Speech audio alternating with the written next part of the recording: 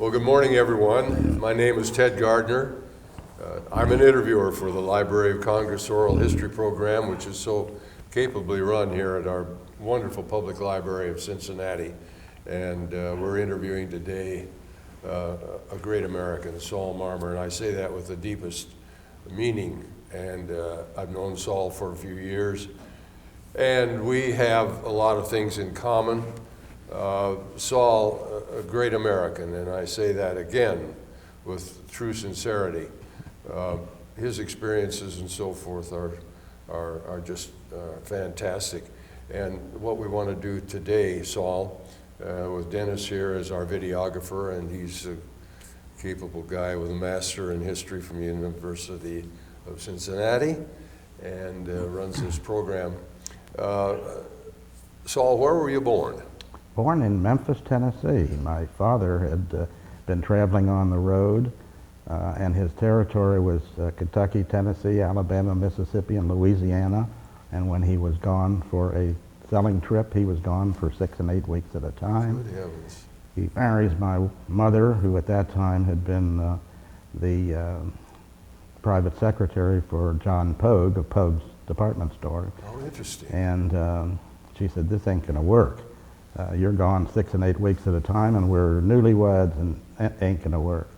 And he said, "Well, down along Front Street here in Cincinnati, out of which I work with a shoe company, there are any number of other companies, and I'll get you a line of sportswear, women's sportswear, and you'll travel with me," which was an ideal situation, except they get to Memphis, Tennessee, and she's pregnant. So they decide. Pregnant with you? Yes. I didn't know it at the time, to be honest. And so they decide that's about halfway between in his territory. So she stayed there. I was born, and we stayed there for a year until she finally said, "You know what? This isn't going to work either. I'm from Cincinnati. I want to go back to Cincinnati, Right. and you know the shoe business. Let's go home and we'll open a shoe store." Okay. And Marmer shoes. yeah, Sure. and he said, "No way, I'm making good money. How can I give this up?" So she said, "Okay, you stay on the road. I will open the shoe store, and if I get to the point where I need to hire someone else, I hire you before I hire somebody else." And he said, "Okay," because he never thought it would happen.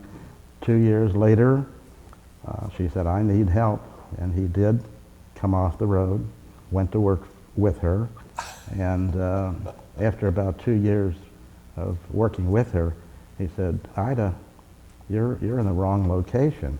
The hot spot in Price Hill is down there at St. Lawrence Corner, and you're 10 blocks away."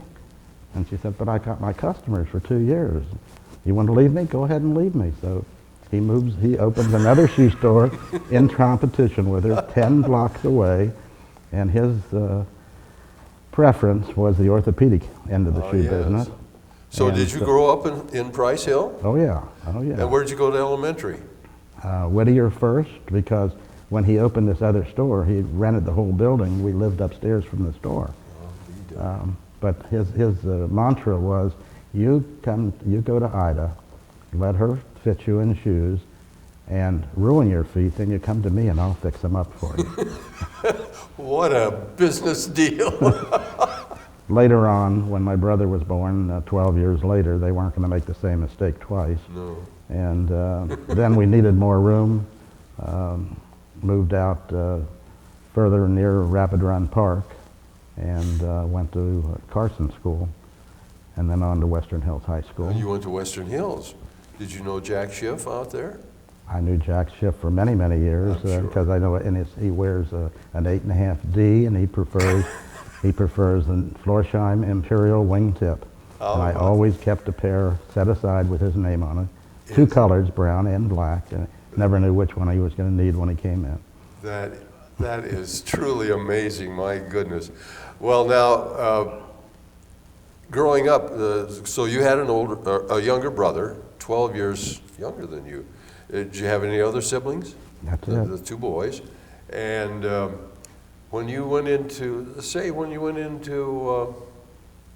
Western Hills High, Did you have any particular interests, activities, photo club, things like that? Anything particular that you were interested in? Oh yes, I was in dramatics. Dramatics.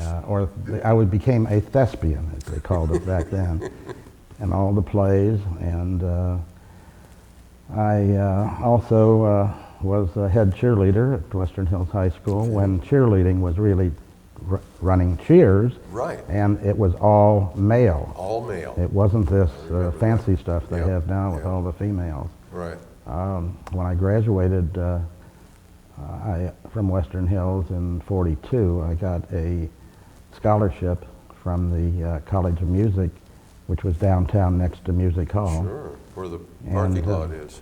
They had an affiliation with WLW, and this was the first year they were starting something called Radio and Television Department. Mm-hmm.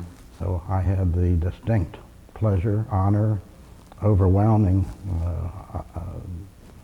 situation where I had an opportunity to work with Red Skelton, Rosie Clooney, people like that. Wow. And so my aim in life when I came out of service was certainly not the shoe business. I was going to head west and make my mark somewhere in the entertainment field. Didn't happen to work that way, but that's beside the point. Well, isn't that is just fascinating, and I know that your friends and your family are going to be very interested in seeing this. So 1942, you graduated, okay. There are points in a person's life that most of us remember where we were when something really big happened.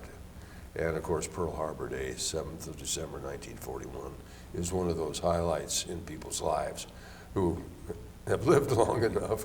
And where were you on Pearl Harbor Day? Do you remember getting the news and so forth? Only that I got a call. We were playing ball someplace. I don't remember exactly where. I got a message that my mother wanted to talk to me, and I got it over the telephone. How about that?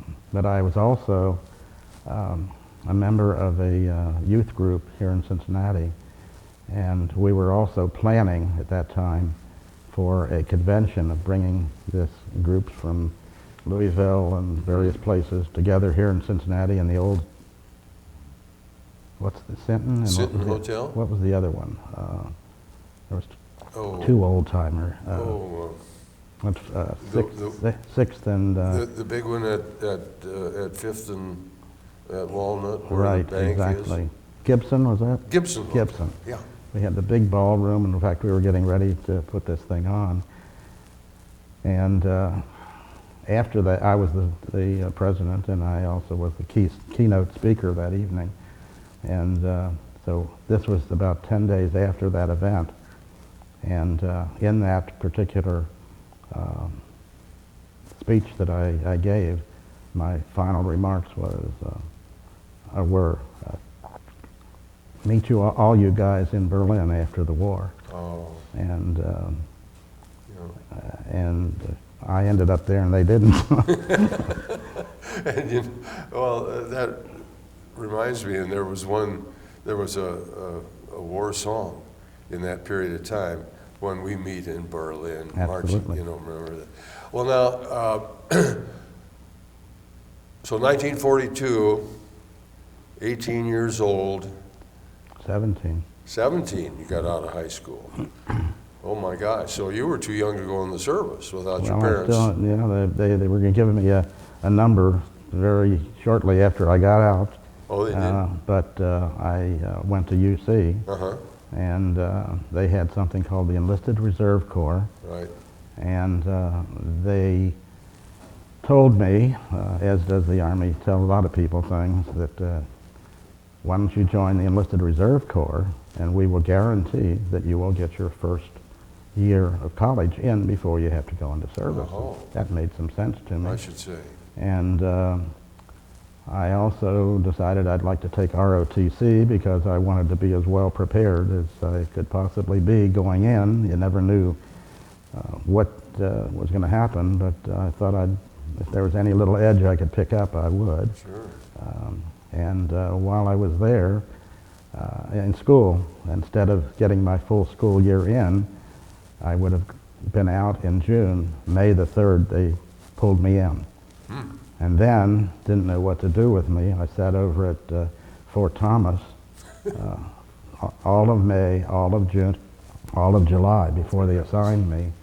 And I was telling Dennis before you came in that every night I would come in from Fort Thomas to the USO hall, which at that time was on Government Square over either Kroger's or Walgreens. I don't remember what was there. And I emceed, just west of right.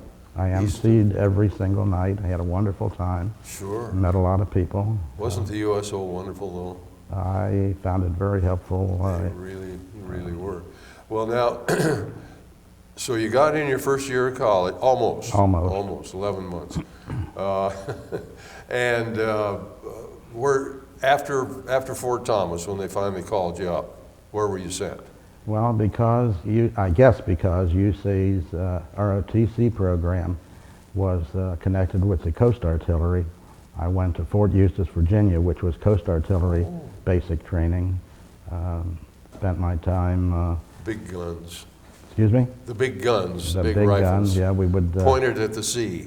No, we actually had the opportunity of shooting at airplanes, only they carried a big windsock behind them. Target. And as a target, we were good enough at what we did to not hit the plane. Right. I'm not sure we hit the sock either, but I know we didn't hit the plane. It was important you missed the plane. And the only thing I remember about that is when you shove the shell into the breech, you put your thumb inside of your fist, or you may lose it as you push that thing in there. Right. Remember, we stayed there, bivouacked out in the fields, and I remember one night we got in big trouble. Right next to where we were was a watermelon patch, and we went over the fences, and we got buckshot shot at us. The farmers. Nobody hit us, but we had fun. We had watermelon that night. Kind of a Huckleberry Finn type of thing, right? Like Tom Sawyer. Well, so after Fort Eustis, now you weren't going to stay in the artillery, right? At that point I was, and they had given us aptitude tests, and for whatever reason they thought that I would do well as a field radio and field telephone operator. So I went to Camp Davis, North Carolina, and I'll never forget that night. We go in on a train, Fort Eustis to Camp Davis, North Carolina. It couldn't have been more than a couple of 100 miles, and we were on that train forever. Got in there about 2-3 o'clock in the morning. It is raining like crazy. We go in to try to get some sleep, and at 6 o'clock, the reveille, everybody out, and they have blasting over the PA system. Nothing could be funnier than to be in Carolina in the morning, and we are getting soaked. And you felt like you were being wakened by the boogie woogie boogle boy of Something Company like B. Something like that. All right, now there you are in North Carolina. What's going on there?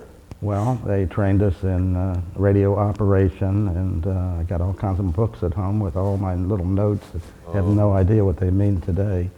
But did you have to do Morse code and all that sort of thing? Absolutely. That Morse code was one of the things. Interesting. And you first did the bug, and then there's another one that kind of go like this. It goes faster. Right. Never did get this one down right. I learned to scribble because you had to almost run your letters together. You couldn't use script. You had to use individual letters, but as you were doing it, you sometimes ran them together anyway. And today, I still can't write so that you can read it. Maybe Dennis might. He's got an MBA, I think he's got, didn't you? And then we had to use field radios where you needed a generator to start it. And I almost took this finger off once on a flywheel that caught my finger as I was pulling it. telephone. So those weren't battery operated? Oh, no, absolutely not, generator. And then we learned field telephones, and to do that we had a string wire. And from my first assignment from Camp Davis was, for whatever reason, Coast Artillery, for Fort Bliss, Texas. Yeah, how can, you know, what's going to fly over there that we're going to shoot at? But anyway, we went there, and for a couple of months of training. That was a long train ride too. Oh, Dusty. Forever. Was your troop train shunted onto sidings Always. to let the expresses go through? Absolutely. The only thing that I remember about Fort Bliss besides Juarez, Juarez right is right across the across the border. That's Sin City, and we weren't supposed to go there. Rio Grande River. And because we weren't supposed to go there, of course, we went there. Absolutely. But the only thing that I really remember is we would be out in the desert, and there'd be a big mountain or whatever over here, and a tremendous breeze or wind coming all the time. I remember the chow truck coming out one time, and we had our little mess kits. We'd get our food, and he'd throw a slob of nice white mashed potatoes, and as we walked away, it'd be covered with sand. The wind would just cover it. That was my fond memory there. Sure. And then they put us on a train, sent us to Apopka, Florida. And we were in the middle of the orange and grapefruit groves, and they assigned me to a searchlight section, which was merely a small clearing in the trees. Sure. And we were in a tent. And with our searchlight, I can tell you that not one German plane got through in all that period of time they were there. But I became very disenchanted with the people that I was working with. They were, for lack of a better word, hill people, and they got along together, but I was a little guy from Price Hill, Cincinnati. And sure. One day, a bulletin was sent to me to put up on our little bulletin board, and it said, "We are accepting applications for Officers Training School." And Officers Candidate School, excuse me. And I wanted out very badly of what I was doing, even though I loved climbing those telephone poles, stringing wire, I'm sure. getting the splinters coming down. But that plus one other motivation, all of my cousins were also in service, and each one of them was one grade ahead of me at any time. If I was a private, they were private first class. Okay. They were private first class. They were corporal. They were corporal and so on. And I was determined to be the first officer in the Marmer family. Good for you. I don't know whether that's good or not. You made it though. I had 3 options that I could choose from. I chose first Fort Knox, close to home. Sure. Tanks. I didn't care what they were going to do, but it was close to home. So and they had Judge Advocate on there also, which was, I think, Fort Camp Atterbury, Indiana, and I was going to get close to home. The third one had to be infantry, and of course I got my third choice. Of course. And where did they send you, to California? Fort Benning, Georgia's Officers Training School. That is just fascinating. Now, as you were having these different experiences, you were also strengthening yourself and your resolve to succeed. And when you got to Benning, had you been commissioned by that time? Oh no, that was the beginning. That was just the beginning? I was an officer's candidate at that point. Candidate. And I was so sure. Yeah. I was so sure of myself that I did not let my folks or my girlfriend back home let them know that I was there, because if I failed, they'd never know it. Right. Because I wouldn't tell them. So I was a T5 technician, 5th class at that point, and all of my return address was T5. T5. And I got slapped for doing that, so I just didn't put any return address. I was not the jock that most of these guys were. Cheerleaders are not jocks by a long shot. And so I had a terrible time doing all of the physical things that needed to be done. Obstacle course and all that stuff. All of those things, but there was one, I'd made those with difficulty, but the one that was going to kill me and put me out was you had to do a mile in 6 minutes with a full field pack. Oh boy. And I just couldn't do it. How much did that field pack weigh? Do you remember? A minimum of 40 pounds. Yeah. Wow. Could be more. Wow. But every night after dinner, I would run a mini track between the barracks until I eventually built myself up, and I finally did. It was a 13-week course. It was the 12th week before I could do it. But every night after I ran, I would reward myself by going to the post exchange, buying a pint of ice cream with nuts in it, and eating that, and that was my reward, and it kept me going. And I never thought I'd make it where there were 200 of us that started, some of whom were really regular Army people that I thought were true soldiers, and they deserved tough, but they couldn't do the book work. Oh. And there was a lot of book work.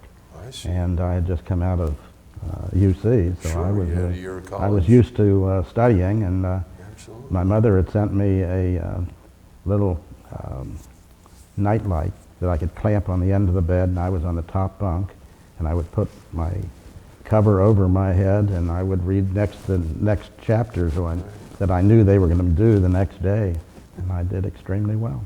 Nice. But I had one other thing.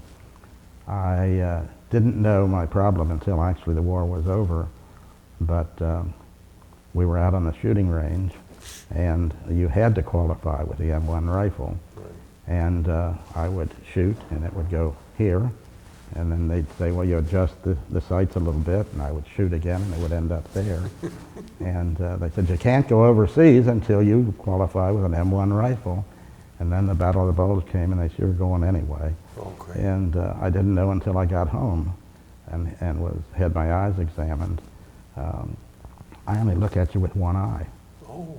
And it shifts depending on the light changes or whatever. So to this day, I only use one eye at a time. Is that and so? I cannot tell you which one I'm using at any given moment. Perhaps. But that's why I couldn't sight. I have no depth of focus. Of When you course. looked at the little fly that you're supposed to look at, and the wings are supposed to come up, Yeah. the wings stayed down there. So that was not my shot. Well, you were you were destined to succeed and overcome obstacles. And The lucky thing is that when I got over there, they didn't issue me an M1. They gave me a little carbine, which is like a pea shooter. So I had no problems then because. But did you wind up in Europe carrying a Garand? No, I had You had the pea shooter. yeah, I had the pea shooter. Isn't that something? I used it, but I don't know whether I hit anything. Tell us about your orders for overseas and getting there. My first command, when we were leaving Camp Kilmer, they had us. And that's where you got commissioned, at Kilmer? No, I got commissioned at Fort Benning. Oh. They also, by the way, at Benning, were looking for parachute troops, paratroopers, and they took us all out there trying to encourage us to go into that branch. And they had a tower that you jump off of, and that one convinced me. After that little jump, and it wasn't very high, it was higher than I wanted to go, so I passed that one up. But my first command was a group of retreads, and this was at the point where the Battle of the Bulge had been going on. They needed cannon fodder badly, and which meant officers as well as enlisted men.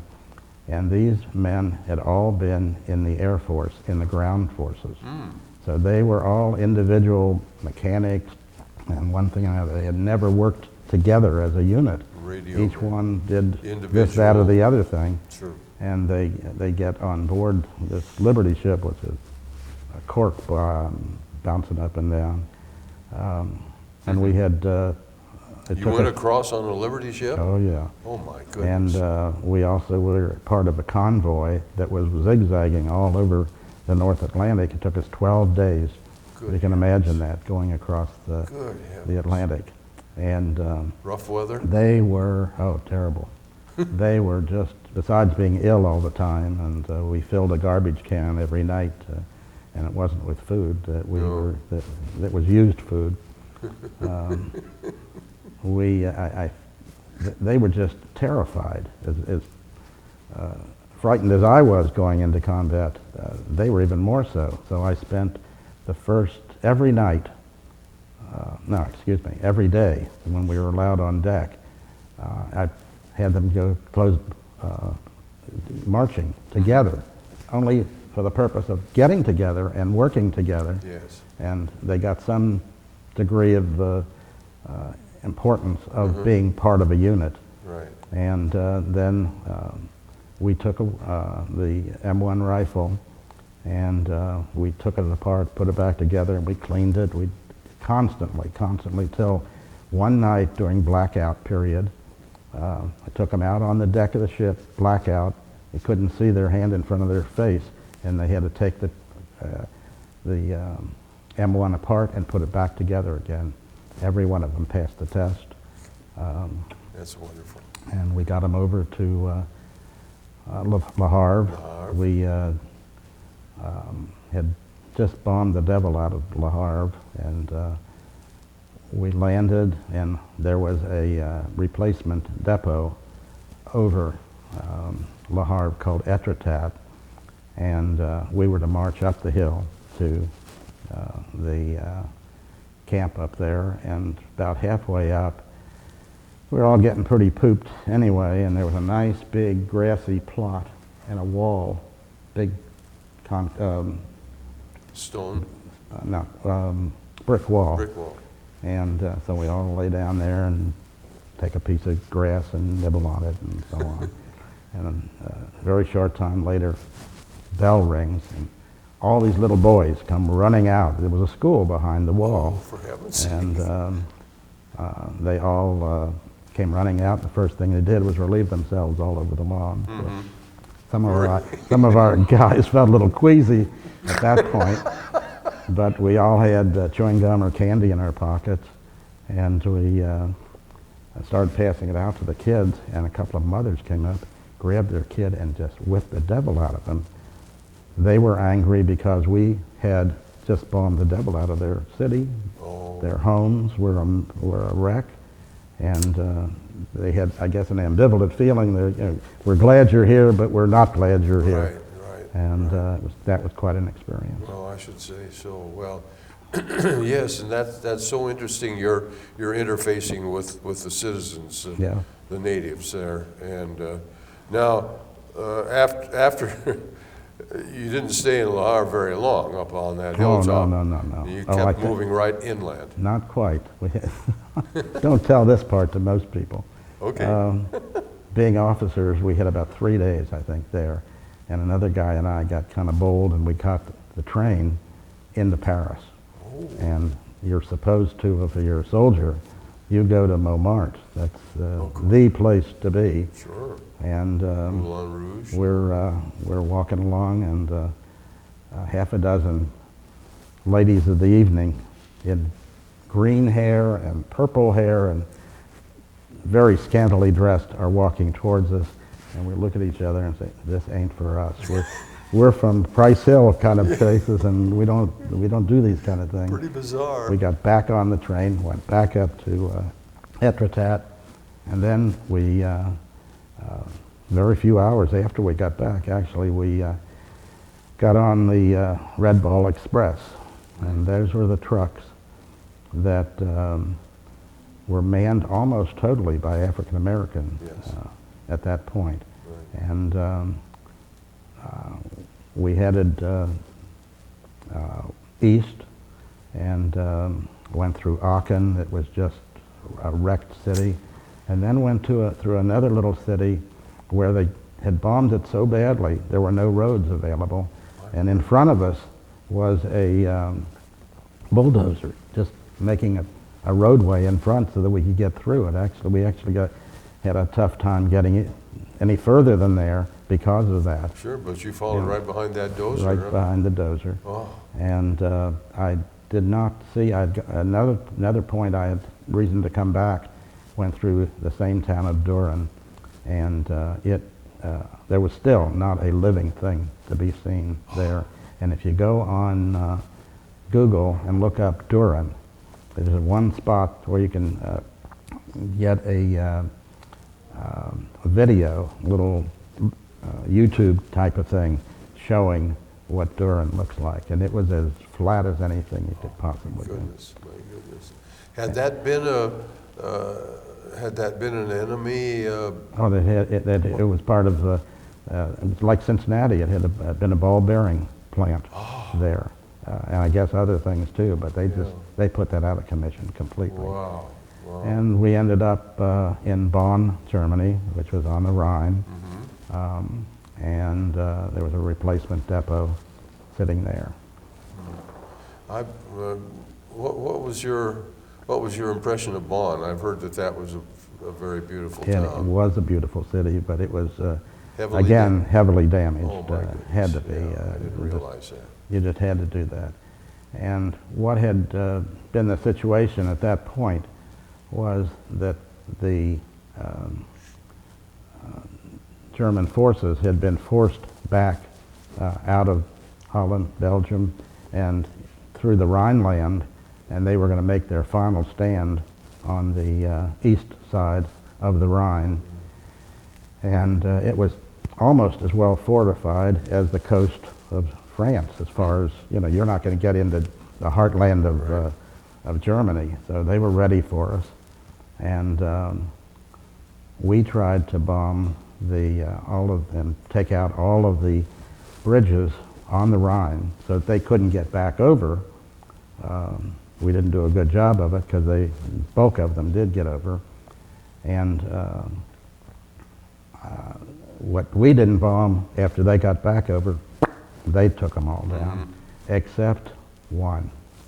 The 9th Armored, with some infantry attachment, come up to the hill looking over the Rhine at the little town of Remagen. The bridge at And Remagen. the Ludendorff Bridge was an old railroad bridge. And we tried to bomb it, and nothing would knock it down. They tried to take it down, and they couldn't do it. In fact, at one point they say, I didn't see it, they said it actually rose and settled right back down. Settled right back down. And there was an infantry platoon leader by the name of Timmerman, Lieutenant Timmerman, before they could do anything, they radioed back to headquarters, what do we do? There's a bridge and it's still standing. And nobody knew exactly. They tell me it went all the way back up to Eisenhower, who said, if you can get across that bridge and hold that bridge, try it. And they did get over. They did hold it. And at that point, the 78th Infantry Division was sitting on the Rhine at that point. And the orders came, get everybody across there that you possibly can. Sure. I was sitting up in Bonn. Also there were some soldiers of the 78th Division who had been out for having been wounded or one thing and another, and they gave me a Jeep and 3 men and told me a spot on the other side of the river. Your company will be right here. So get down there, get over the bridge and find them. And the plans at that point for after the bridgehead was made was not to try to fight the Germans on the Rhine, but to try to trap the, there were 3 armies sitting in the Ruhr Valley right on the other side of the Rhine. And that was their industrial heartland. Right. And so we made a great big swoop around them and had what they called the Ruhr pocket, and then just squeezed them and eventually took it all. But my orders were to meet my company at that particular spot. I got to that spot, and there was no company there. So in my infinite wisdom, I figured, well, I guess they're ahead of me. So we took the little Jeep and started ahead, and we went around a hill into a valley, and on the left was the entire German army sunning themselves. And they all start scrambling for their weapons when they saw us coming around, but we were faster than they.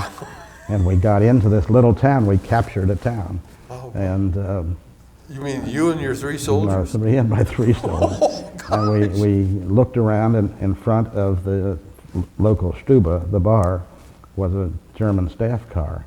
And that, you know, if the troops are here and a staff car here, I'll bet their commanders are there. And we went in. There were 3 of them. We captured them.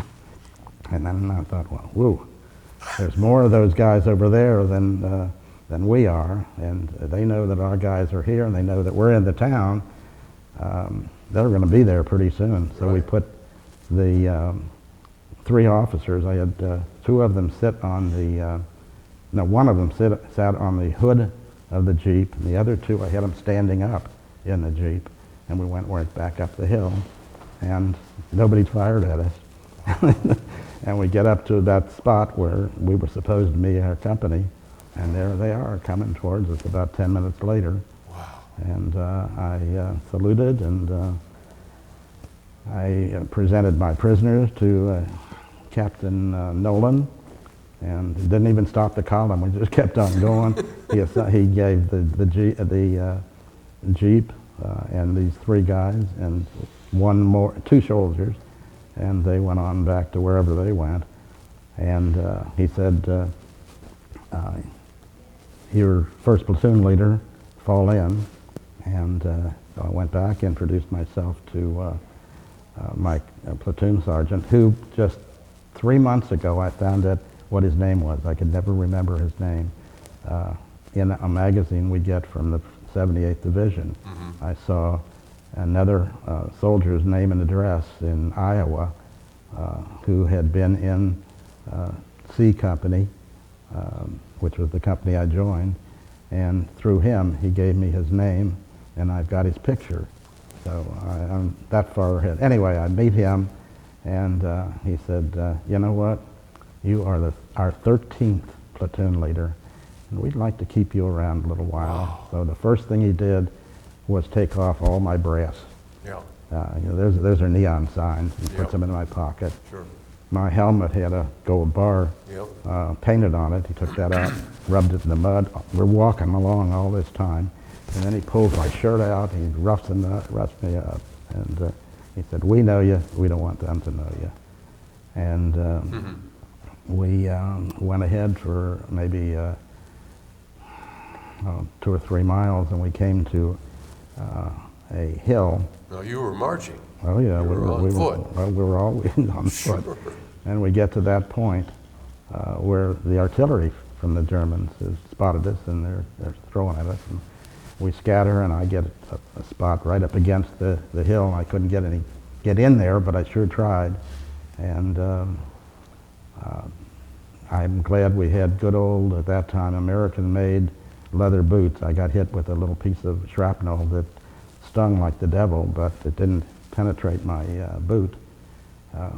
But we're there for a while, and in artillery, they will make a shot and see what, they have a spotter to see where it hit. And if they're off, the spotter tells them what to do. So that if it's over, he says, Right. pull in a little bit, and this time it goes in front of us on the other side. And I look back towards my Captain Nolan, and he's gone. Moving on. And I'm saying, whoa, that's me. I'm the first platoon leader of the first platoon.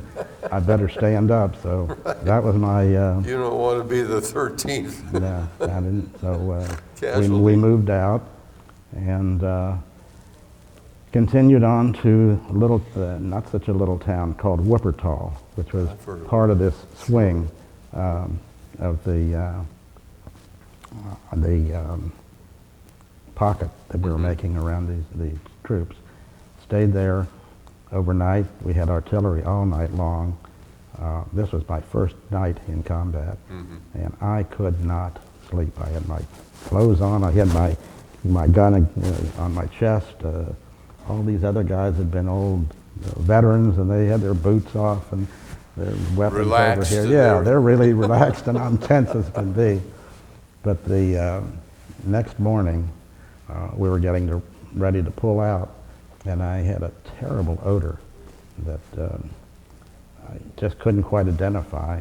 And I took Sergeant Scalvo, and we went out behind the building that we were in, and there was I don't know, whether it was a warehouse or a barn or a garage. I don't quite remember anymore, but the odor was worse the closer we got to that.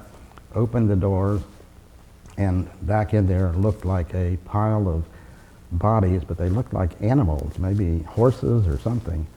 And we finally got some light in there, and it was a pile of Jewish slave laborers who, when they pulled out of Wuppertal, did not have enough time to really annihilate them, I guess. And they threw some gasoline. They were short on gasoline too, so just threw a couple of cans, I guess, of gasoline on them, and all it did was just char the bodies. And it was an odor that once you smell, you never forget it. In fact, just 3 months ago, I had a skin cancer where they had to use an electric needle, and that was that smell again. And Is that so, that flesh? that triggered the whole Sure. episode all over again. Saul, that is just an incredible story. Tell us about your awards. Did you get Purple Heart, Bronze Star? I got a bronze. I had a number of them. You know, one for the European Theater, the Victory Medal, all those. Sure. Those are medals I don't think mean anything. I know they look good on your chest, Yeah, but those aren't the ones that meant anything to me. right. My combat infantryman's badge was my most important one. Absolutely. When you are a combat commander, you get green felt loops that go on your epaulets, Yes. Very important. Bronze Star, Bronze Star. Bravery. Absolutely. whatever. Yes. Oh, yeah, I know. I'm very familiar with it. And so those are the ones that meant something to me. Of course. Or still do, and I have a shadow box at home with all those Yes, things posted. yes, yes. Well, that is just absolutely an astounding story.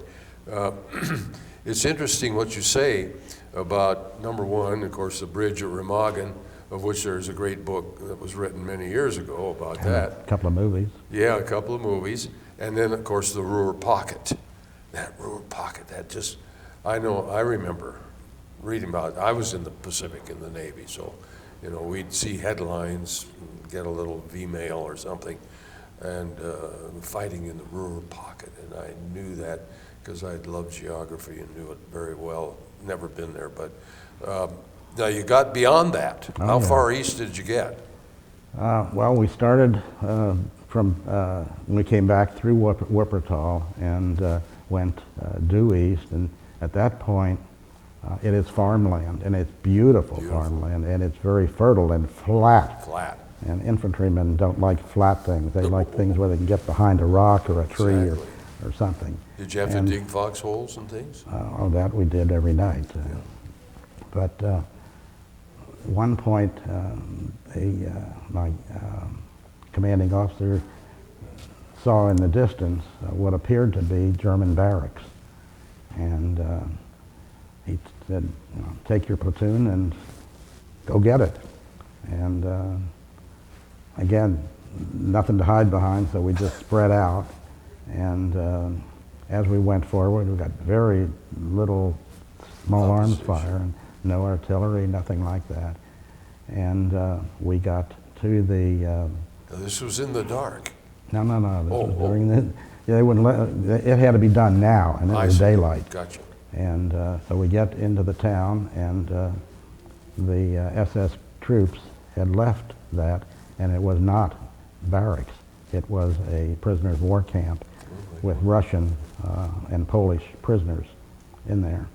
And I opened the gates, and we got flooded with hugs and one thing and another. And they turned out to be prisoners of war that had been used as slave labor in the fields. So they were a little more well-fed than the, many of them you see coming out of the other concentration camps. And they did, however, have incidents where they told us where they would be digging up the potatoes and one thing and another, and they might take an extra potato for themselves, and they'd get shot right on the spot because they were taking German property. Yeah. And anyway, that evening, I let them raid the local stuba, and they went to the wine cellar, and they found all the liquid that they could possibly drag out of there. Had a wonderful time all that night. They did. We didn't. We didn't get a chance to sleep. And I had reported back that what we had found, and they sent people forward to take care of them. And we were to move on the next morning, and there had been one of the Russians who spoke English beautifully and wrote like my mother would like me to have written. Not Cyrillic. And he gave me a little note, which became my prized possession from the war, but I made a terrible mistake. I sent it back to headquarters to have copies made and for them, and then send me the original. Sure. They kept the original, and the copy that they sent me was a blueprint, which is white on black instead of black on white, so it's terribly hard to read. But the note said something like this: to the lieutenant of the American troops, we listened all night long to hear the messages from our native country. The Russians were coming from the opposite direction, obviously from the east-west. We're going the other way. And they were in hopes that the Russians would capture them, but they were happy that we had. And he went on to say something about how grateful they were that the Americans had liberated them. And now you were still in the 78th. Oh yeah. This was all the 78th. All in the 78th. And was that in the 3rd Army? No, that was 1st Army. First Army. So it was the 78th Division, the 310th Regiment, 1st Battalion, Company C, 1st Platoon. Who was your commanding general? Hodges. Oh, Hodges. Oh, boy. That's another story. Do you have time for it? Well, you know what? I hope that we can do another hour with Mr. Marmer because he's got so much to tell. And maybe you can come back and we can do another hour. I got a couple more stories. I know you have, and we're kind of running down now, but and that would be the end of the tape. So what we'd like to do is bring you back and do another hour because I know you've got so many wonderful stories. And I want to hear about your getting to Berlin and all of that sort of thing. Whatever works for you. Well, that would be just wonderful. We still have, what, about 5 minutes? 10 minutes? Oh my gosh. We can get a lot in 10 minutes. So let me tell you this. Yes, sir. There's a little town of Brumskirchen. Absolutely no reason for anybody to want to defend this little town. And they fought like tigers. And we finally push them back, push them out, and set up a perimeter defense, sent guys around to set up for the night. And just like, if you remember Band of Brothers, this one soldier comes running back telling what he had found. I had one of my guys run back, you got to see this, and you better bring everybody. So we all go up is a hill, and coming out of that hill is a railroad tracks. And we go in there, and in that tunnel was, I don't know how many, because we didn't stay around long enough to find out, but they had flat cars, railroad flat cars with V-2 rockets sitting on them. That's why they were fighting so hard to defend Had you them. had any knowledge about Had V-2 no, rockets? we had no idea of it. Nothing at all? No. And so we grunted, and we finally, oh, thank goodness, it was kind of a downhill coming out. We got one flat car out. And out of the blue, I don't know how it happened, but there was somebody there from Time magazine. And he, I don't know whether he had a photographer or he took pictures too, but he wanted to show how big this rocket was compared to a person. So he sticks me in front of the thing and takes a picture. And I said, what are you taking this for? Well, we're going to have it in, we're going to send other things back too, but this may make Time magazine. And so we weren't allowed to send notices at any time to our families where we were, because, you know, slip of the lip and you lose the ship or something. That's right. And so all I told them to do in a letter was to watch for Time magazine in the month of April. He said it would be, if it was there, it would be in the, because this was the end of, either the end of May or no, it was the camp was May 1st, so this had to be after that. And this is 1945. 1945. And anyway, for my 75th birthday, right before it, we were going to have a party. My brother calls me from Atlanta. He said, you know that story about you and the V-2 rockets? When was that? Well, sometime in April. He was in an antique shop that had old magazines. For my 75th birthday, he brings me a copy of that magazine in a frame. The original And magazine. so I've got that at home too. What It's a one of my prize. possessions. And there you were, what, did they have the rockets standing on end? No, or- no, they're flat. It was, Oh, yeah. it was Yeah, because horizontal. they were in a tunnel. So And you were standing there. standing right there. That is an amazing story. Can I tell you one that is not my proudest moment? Sure. We had a platoon of infantrymen is 40 men, and we had about a week of just terrible fighting, at which point, when we pulled into this little town, we were going to have a relief, but I was down to 22 men, and feeling pretty unhappy, and the chow truck comes up. We're going to have some hot food for a change instead of K rations and C rations. And I took over a home, and in that room, my field desk had gotten caught up with me, so I had paperwork to do, and I also had to write letters home to these people who were no longer with us. And the sandwich arrived, and it was big enough to have fed the whole platoon. And about that time, a little old lady, probably my age at that time, comes wandering in, and she is telling me that the German soldiers had taken all their food, had just treated them horribly. They just couldn't understand how they could be so terrible to their own people. And she hadn't eaten in 3 days. And would I give her some food? And I, at that moment, had no conscience. And I was so disturbed, I said, heraus, get out of here. I hated everything German. I hated the walls that were German, the tables that were German, anything that German at that point. And I sat down after she had left, and I took a bite, and I couldn't swallow. And I ran out in the street, and I looked up and down. I ran up the alleys and so on. And to this day, she haunts me. And that was not my proudest moment. Oh, Saul. What a story. What a story. Awful. I know. Awful. I know. Well, those things happened, and you know, quick decisions and so forth. We are running down on time now, but we have about more 5 or 6 minutes to go, and we have so much more to talk with you about.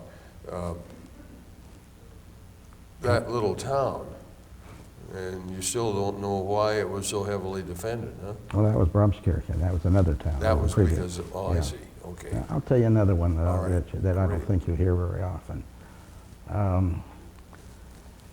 One time we were at kind of a standstill, and all of the officers were called back to headquarters, so we were all piled into a truck and headed back to headquarters and got our orders of what we were going to do the next whatever week, a few days anyway. And on the way back, and this had never happened to me before, all the time I'd been in the service, one of the fellows said, you know what, I don't know of any damn Jews that are up here in fighting. They're all back in quartermaster or sitting behind a desk someplace. And it went on and on and on. And I finally said, you know, guys, I know one that's up here, and you do too. And they said, come on, I know everybody in this place. Nobody we don't know. And I said, yeah, you know me, and I happen to be Jewish. Oh, And obviously I didn't have the features that they normally would I associate bet. with Jews and Oh, so on. I'll bet they were. And there's silence from then on. But after that moment, I never felt more protected at any time prior to that. Isn't that Everybody wanted to know where I was, how's I doing, Isn't yeah, that so on. something? So out of that incident, which really hurt me, Yes, came this tremendous, they had some respect for the fact that Nurturing I was doing what they were doing, and yeah, right. and they Oh, an boy. altogether different relationship, and I guess I became one of the boys, so to speak, at that point. Well- I had been, but they didn't know that I. They didn't know it. And, And that that's was, something, well, that just certainly solidified your position further, and that was just a great, great thing. Okay. Well, good afternoon.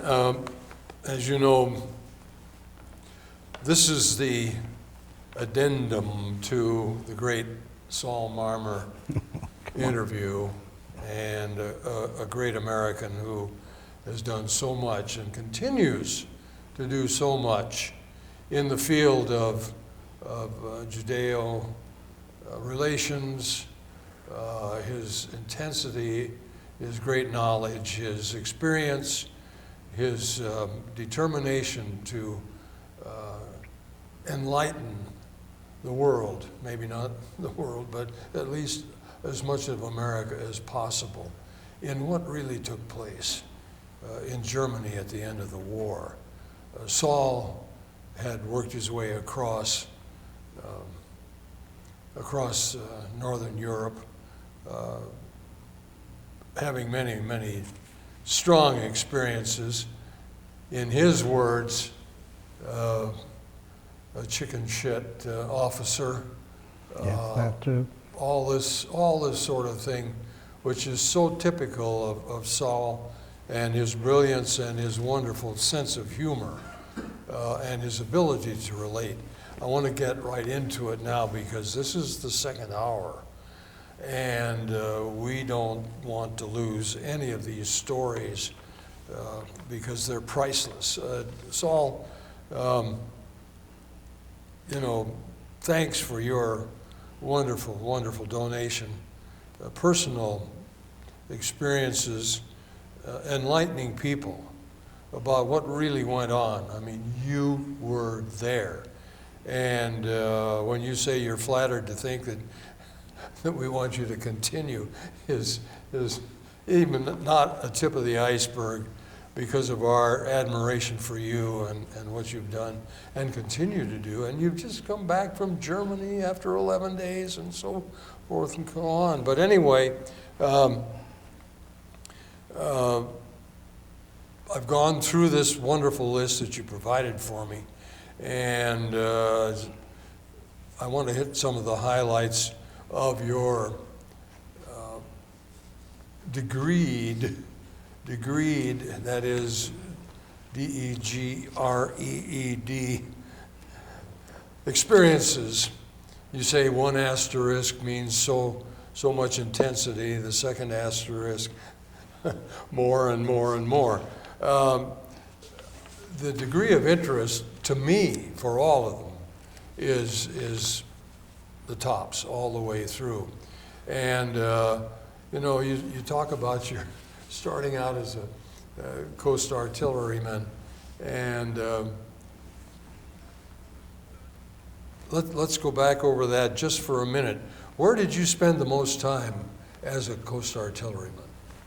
In Florida. In Florida. Yeah, I had been trained as, and that's what I was an enlisted man at the time. I was a T5, which was the equivalent of a corporal. Corporal. I had been trained as a field, radio, and telephone operator. Wow. Spent an awful lot of time stringing telephone wires all over middle Florida. We were stationed outside of Apopka, Florida, on a clearing in an orange grove where we had our searchlight, and we certainly kept every German plane that came over in sight. Of course, there weren't any, but that's beside the point. We were ready for them. You were ready for them. And did you ever see any? You didn't happen to see any German subs out there, did you? not in the middle of Florida, no. But that's the point at which I became a little disenchanted with what I was doing, and when the opportunity came along, a bulletin hit the bulletin board that said they were having significant losses of platoon leaders. I noted that there were opportunities to go to officers candidate school. I applied and ended up in the infantry. That was not my first choice, but that's beside the point. Take what you got. I took what I got, and I hope I contributed.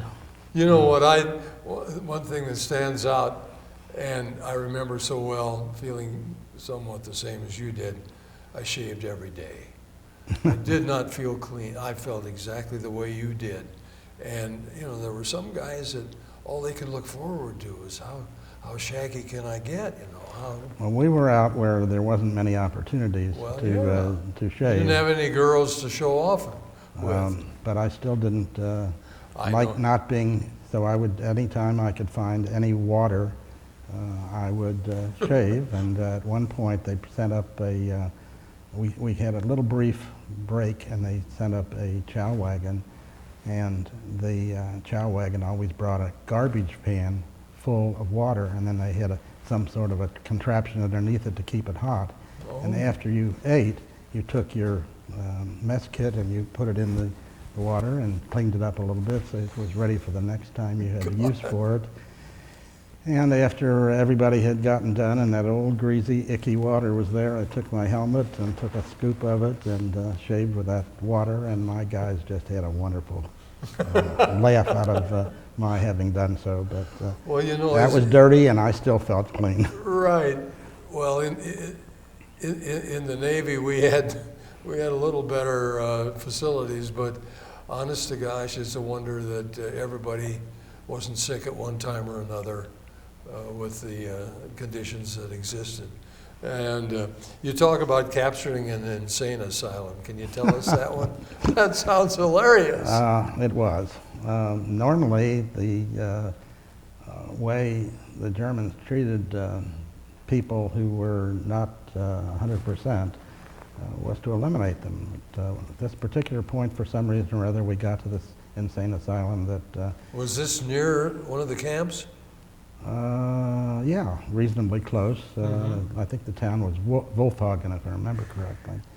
And we had to be very delicate with them because they didn't really understand what we were doing there. But the thing that made it a wonderful experience for us was they had some absolutely enormous bathtubs.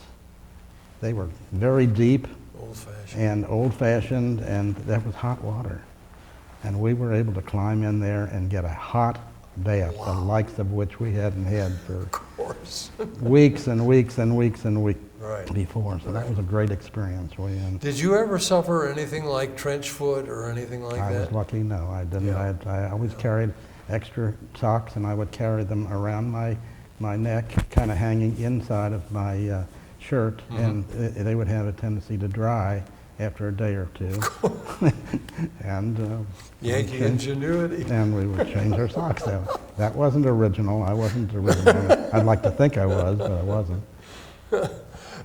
Sleeping in a foxhole must have been some heck of an experience in the cold weather. Something I would not recommend. Yeah, right. But you were forced to do it, otherwise you were totally exposed. Sure.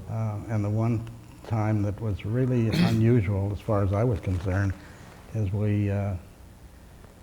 it was right around the end of April and maybe the very early in May. It was cold, but we Now, didn't. this is 44, 45, 45. 45.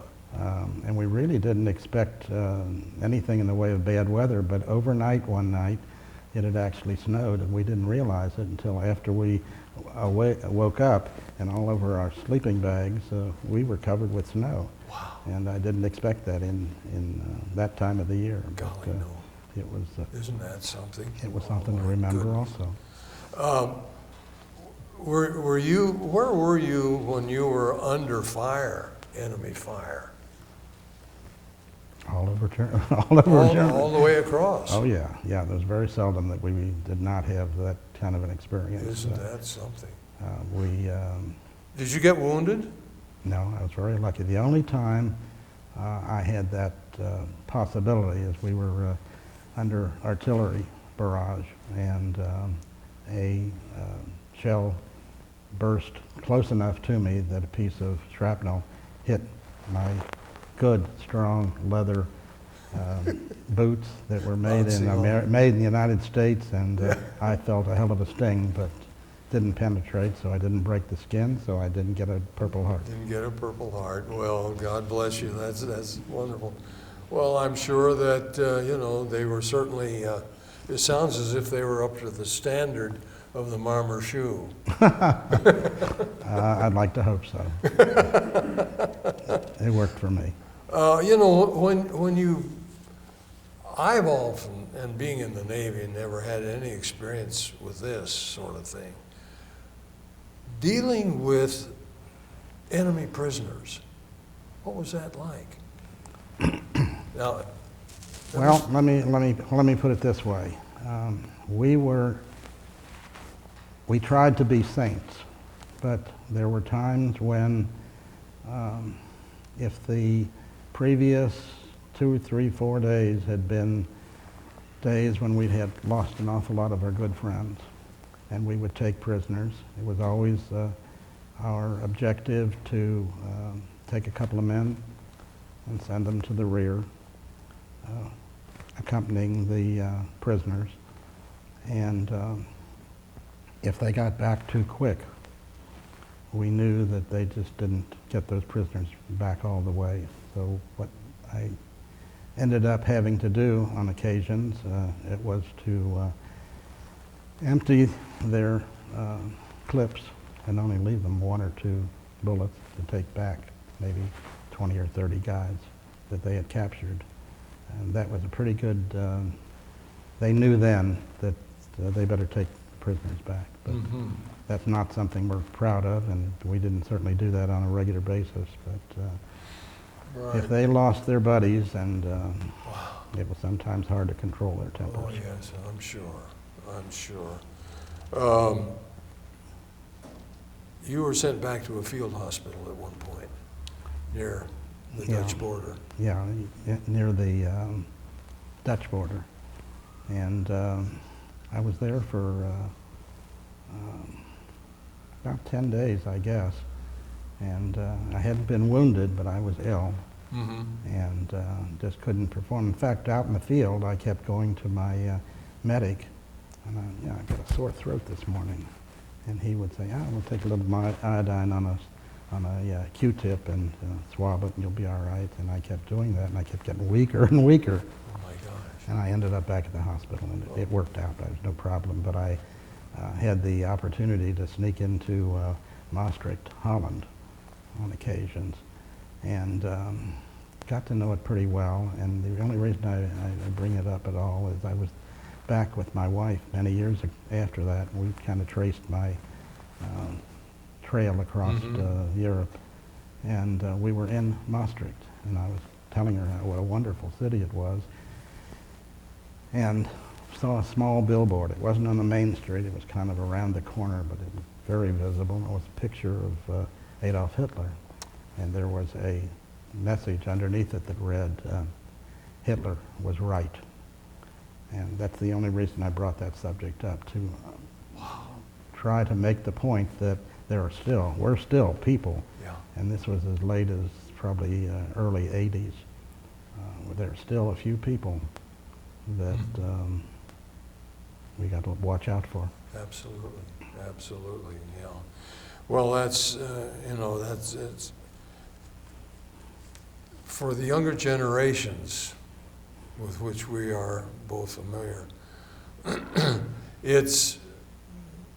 they just can't understand, really, as educated as they might be, even American younger people, your children, my children, our grandchildren. It's something that is just hard to conceive and get it right. And I certainly bring, you mentioned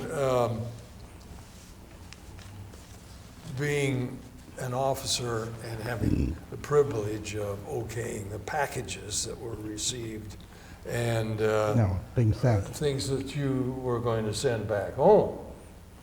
How about sidearms and things like that? No, never did that, but I did do something. We happened to take over a town that had a very well-stocked stuba and a great wine cellar. And A little Riesling here and there? and I had an extra footlocker, and I took a mattress, took it apart, and used that as stuffing in around the bottles of cognac and champagne and Calvados and all of the things that were there that I thought were a little bit different than could be found at home. I sent them home to my father.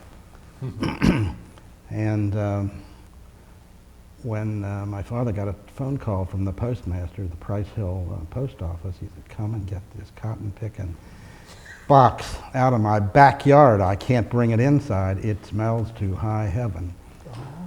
The package, the box, didn't travel well, and everything broke except one bottle of champagne. But the odor of all that mixture of, Oh my gosh. of various spirits, I think Price Hill as a whole had that odor Took 'em a over while it for a while to clean out. Oh golly, I'll say. You had to be goaded into becoming a blank officer?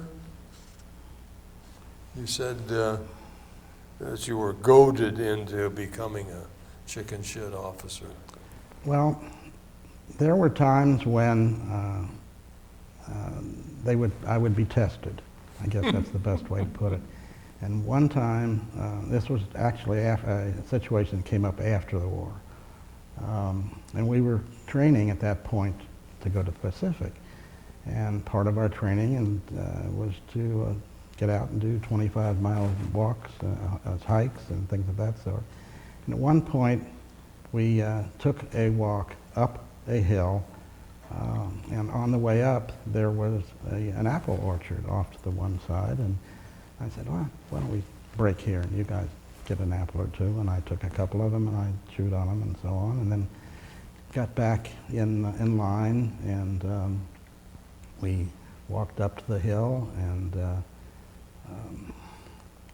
decided it was about time to turn around and come home, and I'm on my way back, and the apples start whizzing past my ear, and these kids were throwing it back and forth. I stopped and I said, enough is enough. No more apples. Put them in their pocket, throw them on the ground, whatever you do with them, no more apple throwing. And we continued down the hill, and we got about 3/4 of the way down, and the apples started again. I said, attention, about face, and we marched in cadence all the way back up to the top of that hill and all the way back down the bottom of the hill in cadence. And they then got the message that when I said I'd such something, that's what I meant. And so that was kind of chicken shit. But, I got things done my way from then on. I can imagine a few of the comments Yes. side. Well, that's, sometimes you have to do things like that. Well, you have to, but I did it. You talk about having a 10-day leave after the war, and you went to Switzerland and got down to Rome, to Italy. Fantastic Saw trip. the Holy Father. Fantastic trip. My father had baseball teams that we played at Dempsey Park in Price Hill and all around Cincinnati.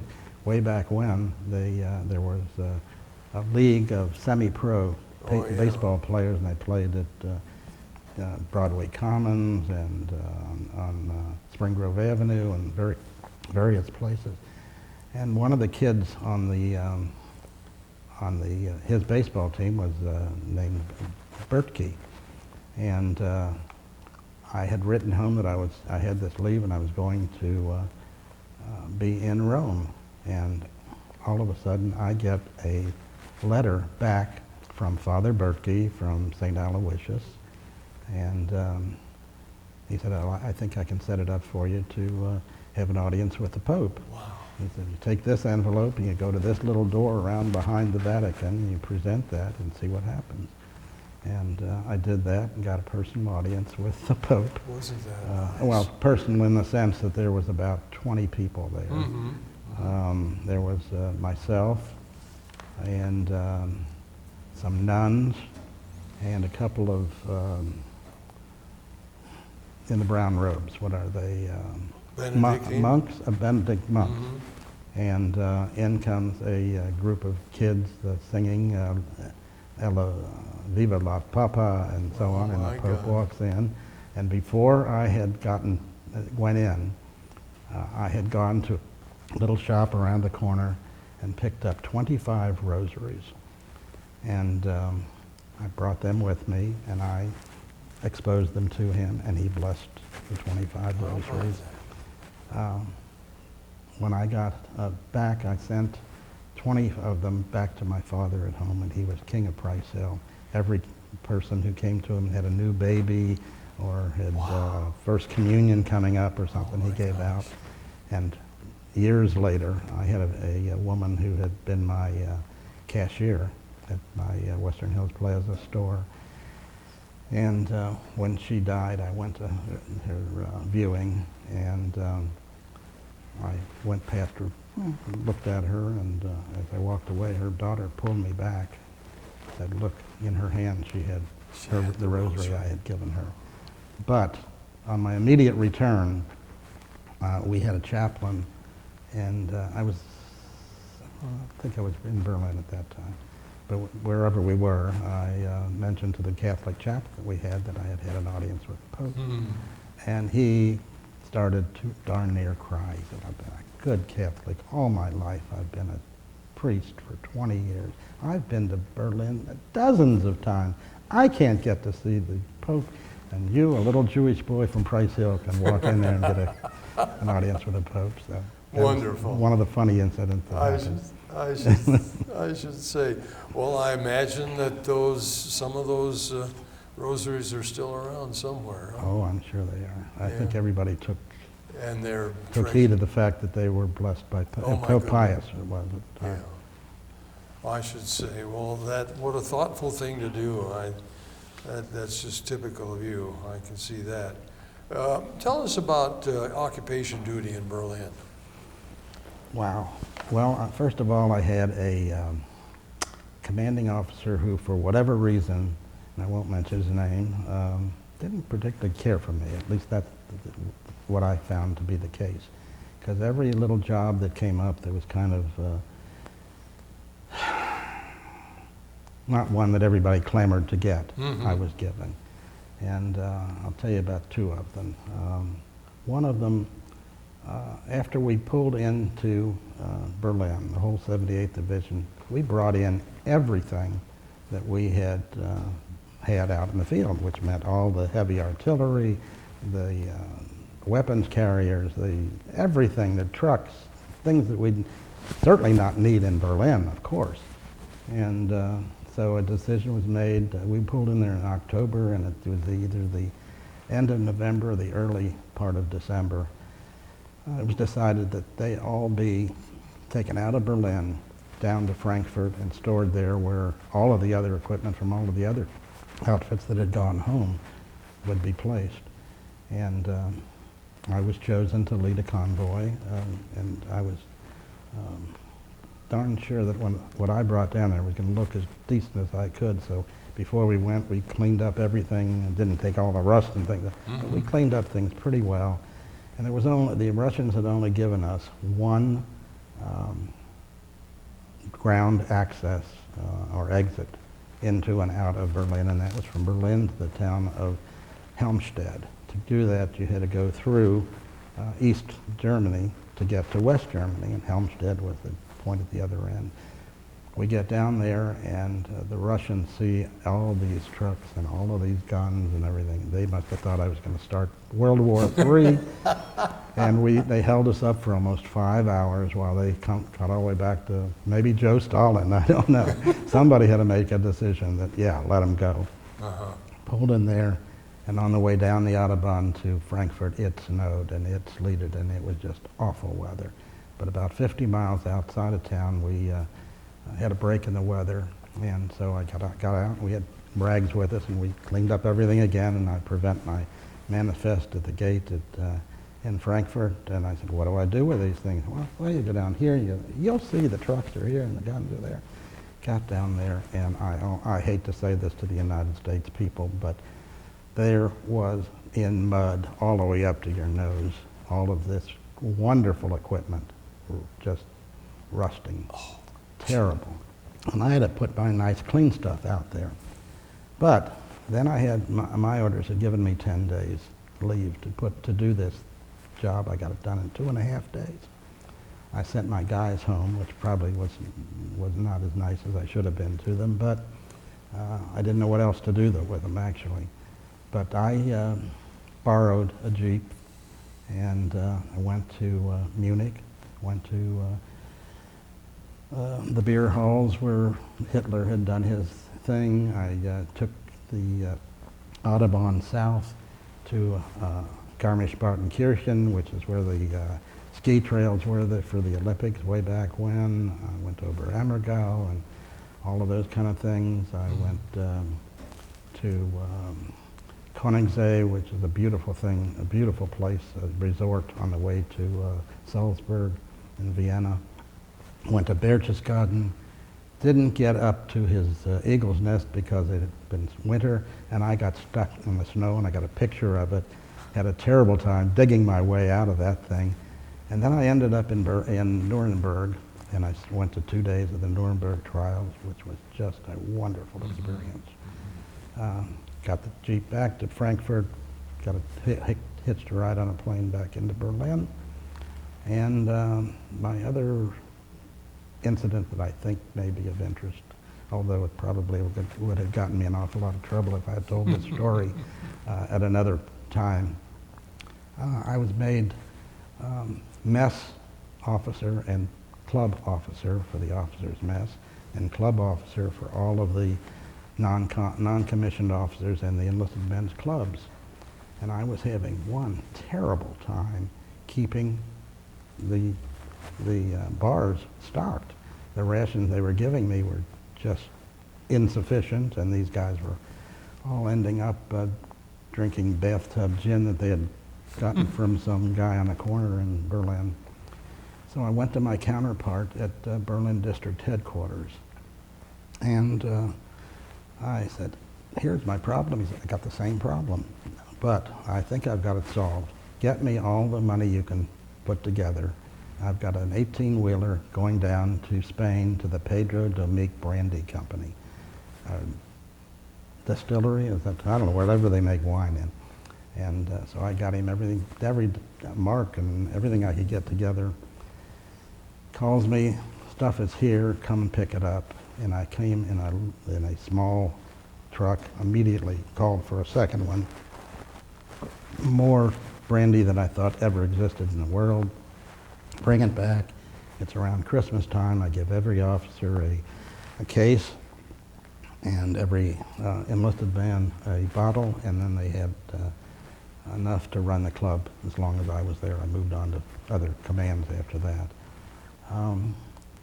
But I also found out something else. The veterinarian officer is the man in charge of food safety for the Army. And I also found out that all of the food that comes in was being unloaded by German civilians, and they would occasionally drop a case and maybe ruin it or whatever, but that case could not then go to the troops. It had to go to his warehouse. And I would take my little Jeep with a little trailer in the back. I would drive up to his warehouse. I would bring a couple of cases of brandy and Pedro Domecq brandy and leave them on his front gate, and he would open the doors to the warehouse and turn around. And I would load up cases of powdered eggs, powdered milk, powdered potatoes, all this garbage that we were required to use to feed our people. And not that it wasn't garbage, I take that back, but it was not the most tasty thing. I know what you mean. And I had passes to get into and out of all of the other zones, and the Russian zone was the one I chose because then I could get out into East Germany and go to little farmhouses, and I would go to them and say, look, I've got this stuff that we don't particularly care, and you've got stuff that I like. Here's powdered eggs, I'd like fresh eggs. And I traded them my products for theirs, and they could use that on the black market and make out like a bandit. So I brought back my fresh stuff. First morning, I had my waitress and hostess go around and ask all the officers what would they like for breakfast, how would they like their eggs, and they thought that was a big joke because they were going to get powdered eggs and scrambled anyway. So this one says I want it sunny side up, and this I want over easy, and when the food and how do you like your bacon? At that point things would be brought out and put on the table, and they just were howling how wonderful it was. And my commanding officer looked at that, and I think he gagged on every bite that he took, but I never told him how I got it. Oh boy, oh boy, oh boy, I should say. Well, you did have contact with the Soviets too, didn't you? Oh yes, we did on a regular basis, and the one thing they loved were parades. They would want a parade every day if we could possibly put it together, but They like to show off, huh? oh boy, did they. And we would have the area around the Brandenburg Gate, Unter den Linden, and the Tiergarten area. And we would have our bands, and our nurses always looked better than their nurses, and we always had a show of force with our weapons that we did have there. And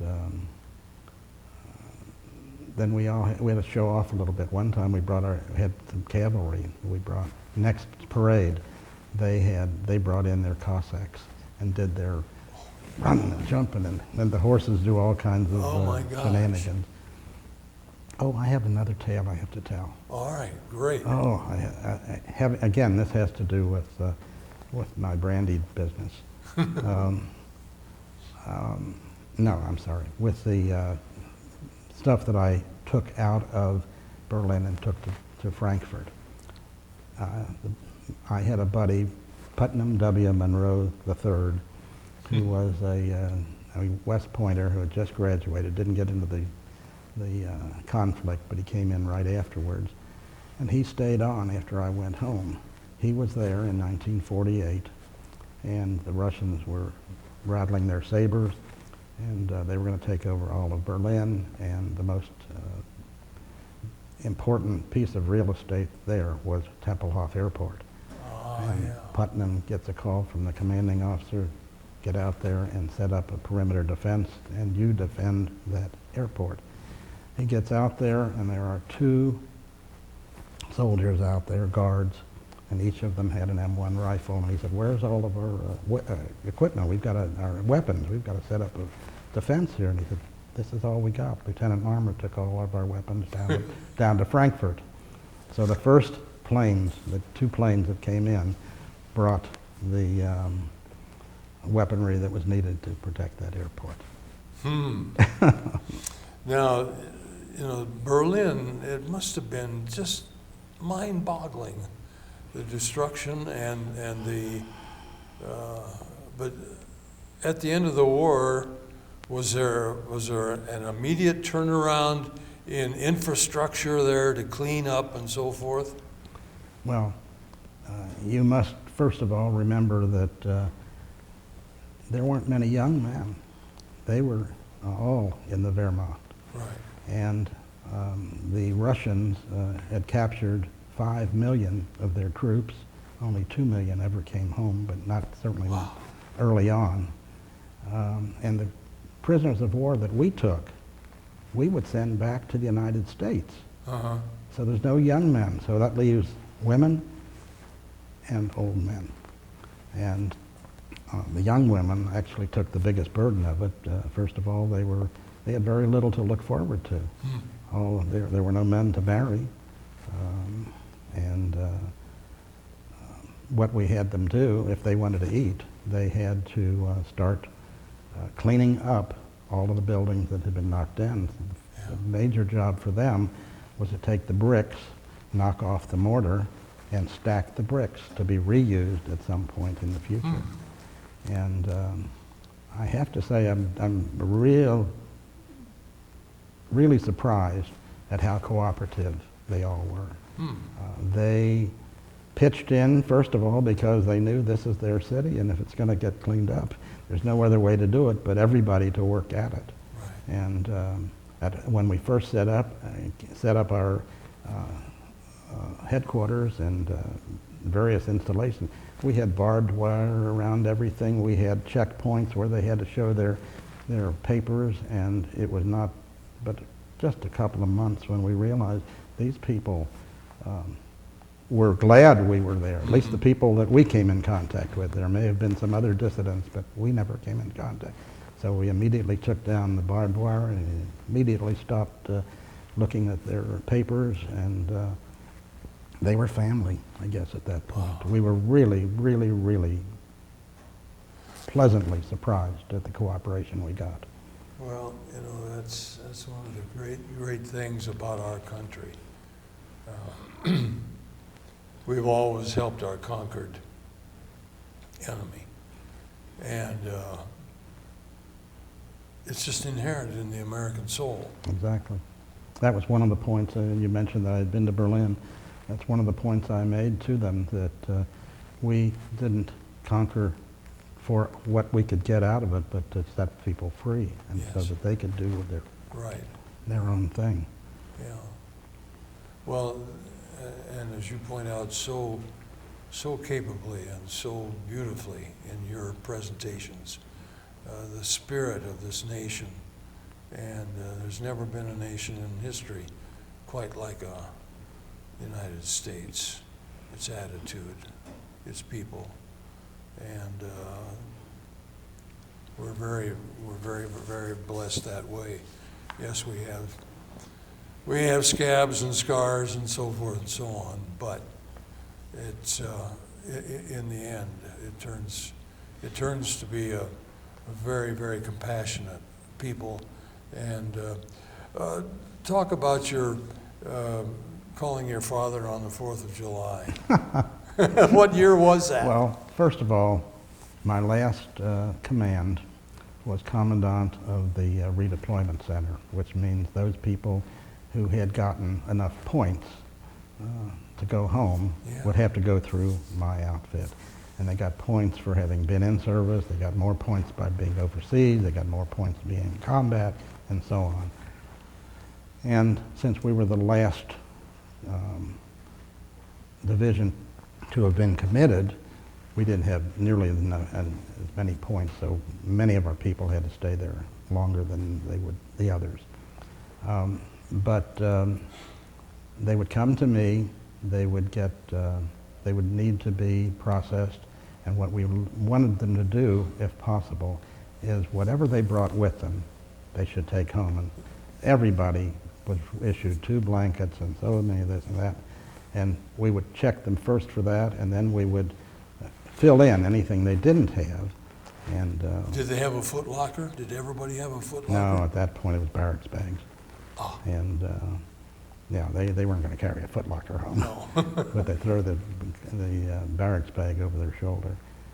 And they were also supposed to stay with me 2 days, during which time, and I was not chicken shit at that point. I knew they would prefer to go home and spend those last nights with their buddies or their other Sure. friends, and so They didn't want to screw up now. I would throw them on a train. And when I was there in Berlin just recently, we found the home I lived in and the train station. I got pictures of it. No Yeah. kidding. And we'd throw them on the train, they'd go on their ways, and then we'd go back into the barracks, and underneath this and over that was everything that they didn't want to take home. So that was one of those things. But the day came in July of 1946 that I had the opportunity to send myself home. Mm-hmm. And I didn't let my folks know that I was on my way home. And when I got to I think it was Camp Kilmer, when we pulled into and saw that beautiful lady there holding that torch. New Jersey. Yeah, and we got, when I knew I was being mustered out, I called him and asked him how it was. It's his birthday, 4th of July, just wanted to wish him a happy birthday. And the next day, I walked into the store, and he was down fitting a pair of shoes, and I walked in the store and I said, "Hi, Dad," and he fell over. Almost, not.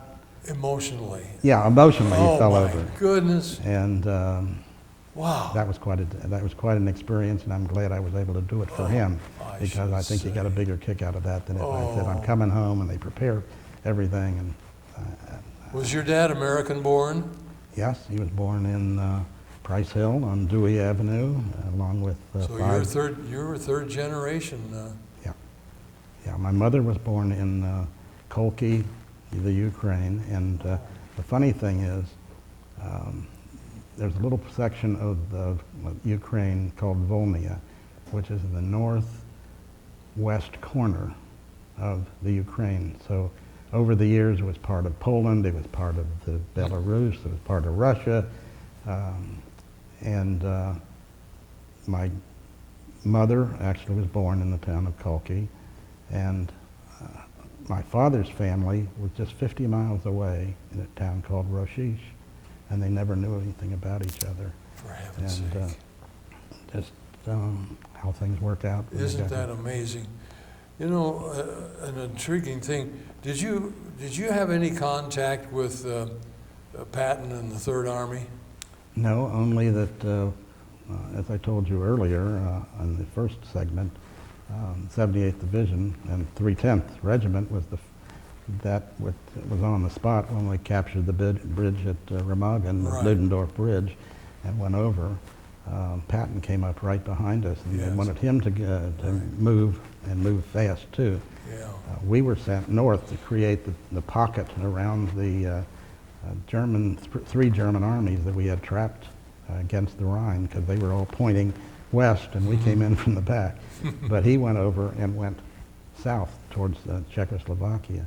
But I have a picture of him. He had a Desire something that he finally got a chance to bring to fruition. He wanted to pee into the Rhine River, Right. and I've got a picture of him peeing into the Rhine River.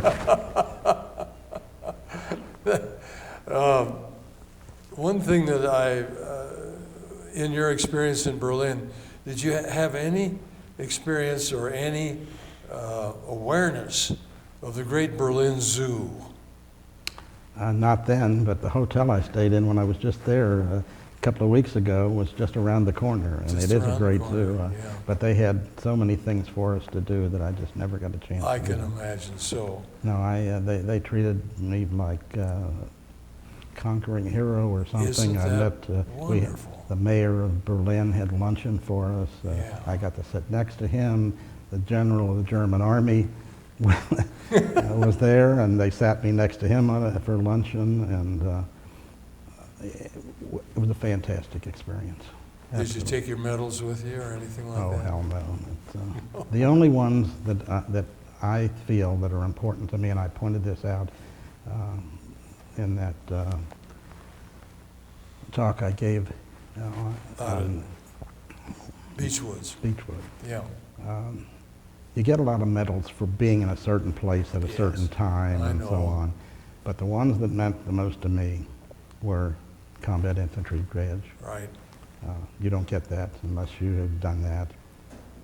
There are little green felt loops that go on your epaulette Mhm. if you are a combat officer as opposed to one who sat around a Right. desk someplace.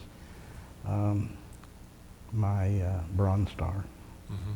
Those were individual accomplishments. I had course. unit citations and things of that sort, but the things that I felt I earned Yes. were the ones that mean the most to me. Well, we certainly are so proud of you and what you have accomplished.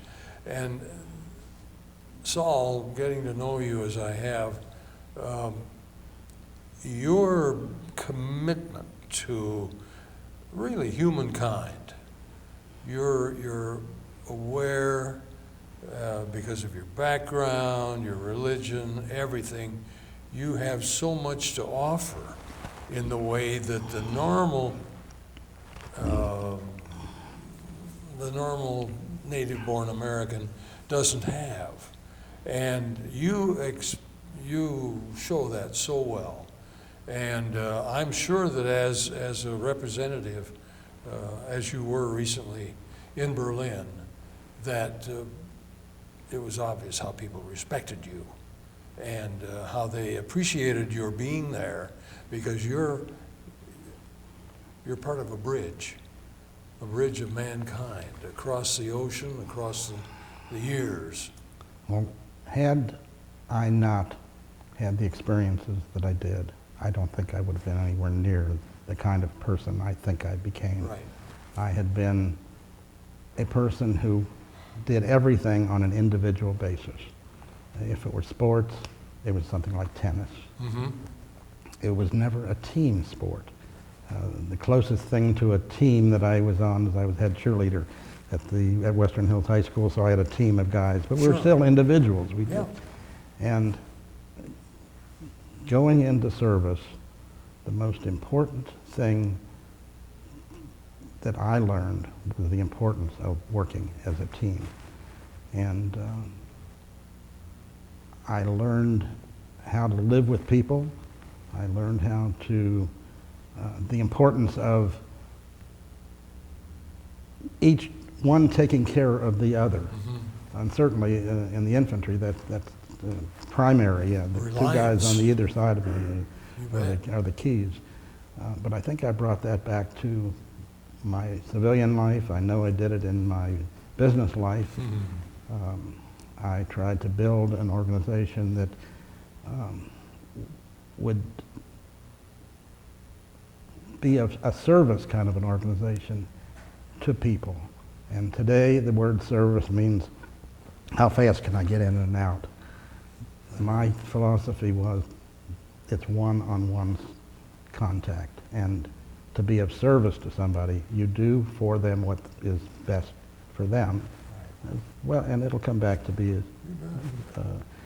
to your advantage just as well. And my father was always community-minded. I picked up, I hope, where he left off and did a little bit to take it another step forward. Well, I should say you have. And I should say you certainly have.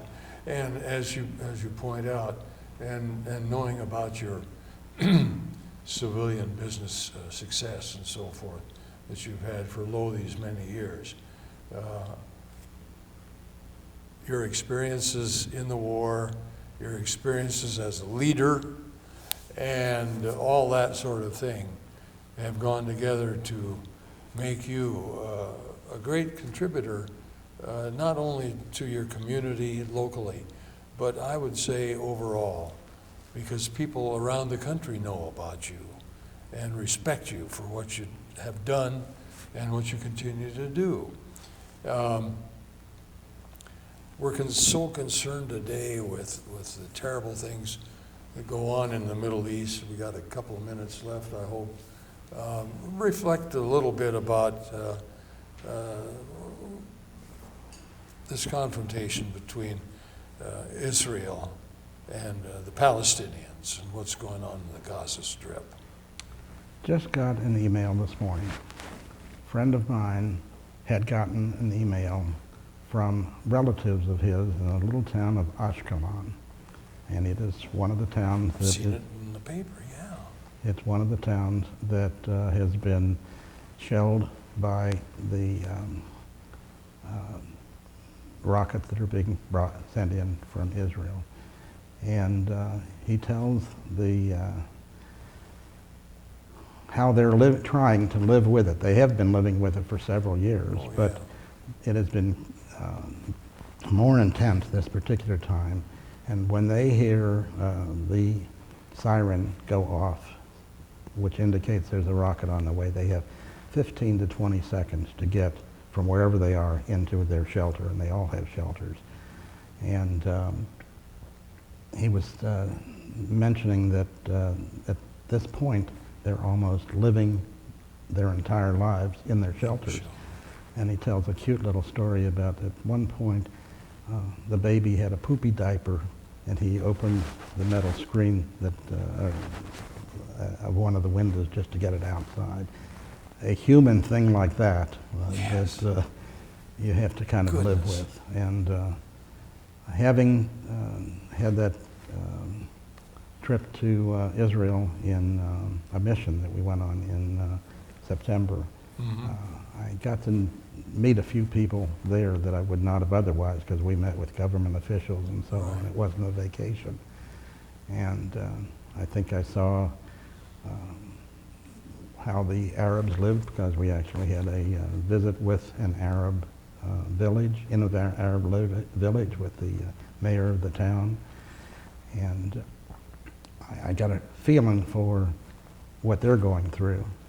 And if I hadn't told you about it, there was a point at which the Arabs and the Lebanese Hezbollah and the Israelis had that most recent of wars. And the Israelis pulled all of the children out of the areas that were being hit by the rockets and put into camps in southern Israel. And the Arab gentleman that we were with, who had contacts with the Israeli government, he was financed by a Jewish man in Israel, in New York, who had set up what he called the Abraham Foundation. And its mission was, they were both religions from the same source, Abraham. And he wanted to make sure they worked together. So this man was that representative in Israel. He goes to his counterpart in the Israeli government and said, you've taken all of and protected all of the Jewish Israeli children, and you've moved them to southern Israel. What about the Arab children? And he said, my goodness, I didn't know that you were really interested. Well, of course, we'll send a couple of buses up and we'll move them. Instead of a couple of buses, they moved 15,000 Arab children out of the area down into the same camps with the Jewish kids, and they got along like they were buddies. Of course. Does that bode well for the future, or are they going back to being separate again? I don't know the answer to that. But I'd like to hope that We would hope. that contact that Yes. helps those two groups anyway, because they're all going to be back living together again Yes. at some point. Oh, yes. Well, that is a great story and a great example of what we hope can be done, and what we can only hope and pray for a continuation thereof. You continue to be a leader in your community, not only as a successful business person, but as a man of deep religion and deep devotion. You told one story in our first hour of interview about a Seder. Remember that story Sure. you told about that? Can you give us that one again? This was in Berlin in 1945, the spring of 45, the holiday of Passover, which is the exodus of the Jews from Egyptian slavery. And it had been banned by the Nazis. Sure. And I had the privilege of attending that particular service, the first one since 1942. 1932, excuse me. 1932. Since Right, 1932. right. And Yeah, that even was before quite a the privilege. I Olympics, thought that was sure. quite a privilege. Wow. What a great honor. What a great lasting impression it must have made upon you. Must have been quite emotional too.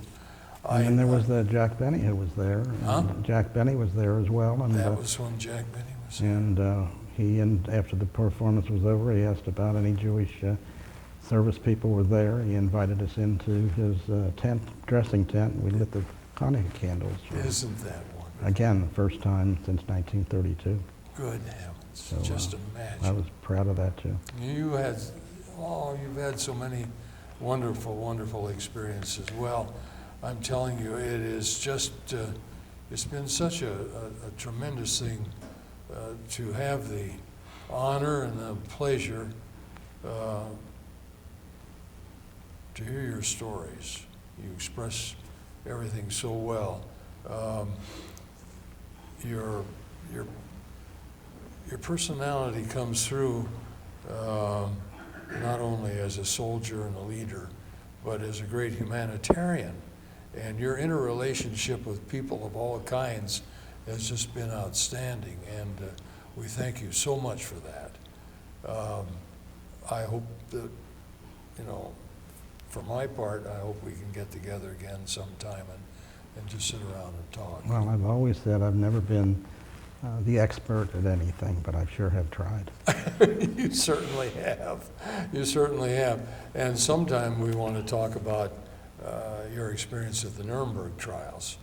We haven't had much chance to talk about that, but you saw some very important people when you were there in the courtroom, didn't you? Yeah. Well, I think the key to that, and it all boiled down to this: the German, or the Nazis, I won't say Germans, because I think it was the Nazi regime, Right. were so hell-bent to keep records on everything, down to the tiniest piece of paper, that at the trials, when one of the defendants was being asked, did you do this, did you say this, and so on, the answer would be no, no, no, no, and all they'd have to do is the prosecuting attorney pull out a piece of paper. Isn't that your signature? How And about that? the whole trial was, Yeah. you didn't have to have human beings coming and testifying to what happened, because they testified to themselves by having these records. Oh, yeah. Being so meticulous. Absolutely. Good It was so revealing Yes. that you wondered why they didn't destroy them, but they were so proud of their records they wouldn't even destroy them. I know. Well, again, thank you so much for submitting yourself to the grilling. It's been a great experience, and I hope we can get together again soon. I know that whoever sees your DVDs will be happy to hear your stories, see your smiling face, and as we like to say here at the library and everywhere connected with it, you can't get away from it now, kid. You're on history forever. Thank you. Thank you, Saul. For the opportunity. God bless.